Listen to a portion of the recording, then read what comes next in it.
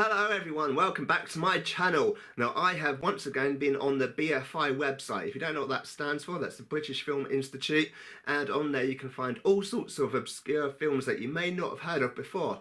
I went on the new listings and I found a film called Brakes, and it's classed as a comedy, and on the front it had a picture of Noel Fielding, who is a famous British comedian over here. So I thought, great, I'll give that a try. I watched the trailer. It was a little bit odd, but I thought, I'll give it a try. And first of all, this is not a comedy. I don't know why they classed it as a comedy. A few other websites also have it classed as a comedy, and it just isn't. It's not funny.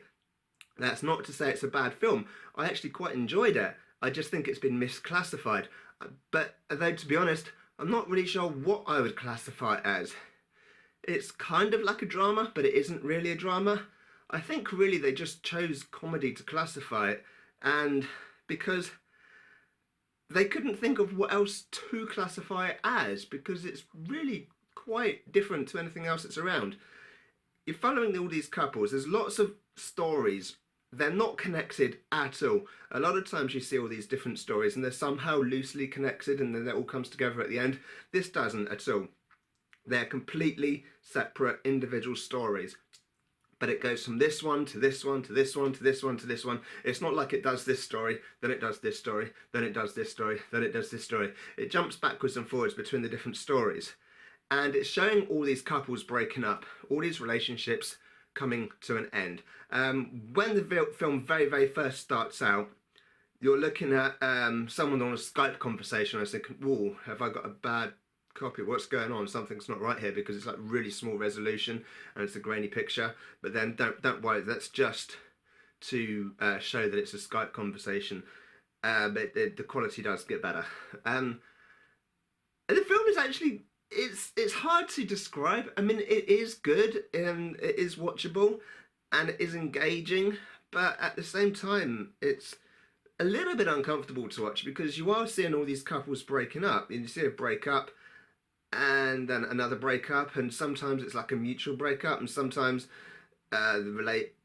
one person is borderline obsessive and wants to be with this other person, and then the other person is like, no, go away. And sometimes people just have arguments and it splits, but it's just continuous breakup after breakup after breakup for various reasons. It's kind of sad to watch, so probably not a good date movie, to be honest. So once you get to the end and everyone's broken up, it then goes to part one, because it does part two first and then it goes to part one. And part one shows the same couples getting together. Now if you type Brakes film into Google, and it has a very short description of it, which I'll put here, it says after breaking up they then find somebody new, which whoever wrote that obviously hasn't seen the film, because it's the same couples that you've literally just seen breaking up are getting together. So they've gone back in time and you see the start of the relationship, and it's all very happy and optimistic and isn't life wonderful and everything. But of course that's kind of tainted a little bit by the fact that you know that they're all gonna break up in the end. It is an enjoyable film. Yeah, it's cleverly done. Some of the camera work was a little bit shaky, and that did bother me a little bit. I'm not a huge fan of the shaky cam thing, and it's like moving about, you know, kind of unnecessarily, and zooming in unnecessarily like that, and I didn't really like that. It wasn't like that throughout the whole film, but there were elements of it. In fact, there's one scene, this couple, well, they're talking about things and doing a play, and I was thinking, blimey, can they not afford a tripod for this film? But then you see a tripod in the background, it's one of the props, and then it does cut to a still shot, and then it's back to the shaky cam, and it's just like, there's no consistency there. It wasn't too bad. It was only really noticeable in that one scene, really, for me. The rest of the film didn't matter too much, but that one bit really bugs me. I don't know why. I mean, other films have like slight shaky cams and I don't really notice it, like the new Star Trek films, that's shaky cam and you don't really notice it, but that one bit that bothered me for some reason a bit too much, or maybe I'm just being picky, I don't know. But the rest of the film wasn't too bad, but again I was just thinking, you know, just get an image stabilizer, really. Maybe they're on a budget, I don't know. You can tell the film was done on a budget. It was a very cheaply made film, you can see that, but that doesn't take anything away from it apart from the shaky camera work. Um, yeah, so I did enjoy it, but it's unusual. I'm not sure, I can't say why I enjoyed it.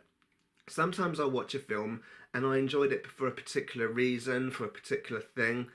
But this one, I don't know, maybe because they're trying to emphasize it felt very real. The breakup scenes, they felt very real to me. They felt like, because you had one person who's desperate for the relationship to carry on, another person who's desperate for it to end, or sometimes they both wanted it to end or whatever, and it it felt real. It felt like these were taken out of real experiences. It didn't feel like it was scripted in a room by someone thinking, oh, I wonder what this would be like. I think that's because of the high level of improv that was in the film. It just felt raw, and I think that's why I enjoyed it. That was also sad at the same time to see split after split after split. But then you go back in time and you see all these people getting together, and it was a happy time, and it was good and enjoyable, and you see all these couples getting together, and it ends like that, kind of ends on a high, and you think, ah, that's nice. But then you realise, oh, actually, these guys are going to split eventually, because you've already seen that. So that kind of puts a downer on the high. So anyway, I recommend you go and find it. It is available to watch on the BFI website. I believe it's also on, let's just have a quick look. Apparently you can also get it on YouTube and on Google Play Movies, but it's available in various different places. It's got lots of faces that you might recognise from various different places, even if you can't put a name to all the faces. But I noticed that there are quite a few faces in there. I thought, I know that face, even though I can't quite remember their name. So it's like that pretty much throughout the whole film. Yeah, it's a good film. It's enjoyable. If you like this, a thumbs up would be brilliant. A subscription would be even better, since YouTube have now changed their policy on being in the YouTube partnership program, where you need a minimum of 1,000 subscribers. I don't want to keep banging on about it, but they have changed the conditions, and I really would like to get back into the partner program. So anyway, I've got other things on here as well, apart from other film reviews, and I've got loads of them, and I've got more planned in the future. I've got various vlogs, and I've got other things on here, me sometimes just talking nonsense, lots of how-to things, just whatever I feel like making. So check it all out. Your subscription would be very, very appreciated, and I will see you soon. Bye.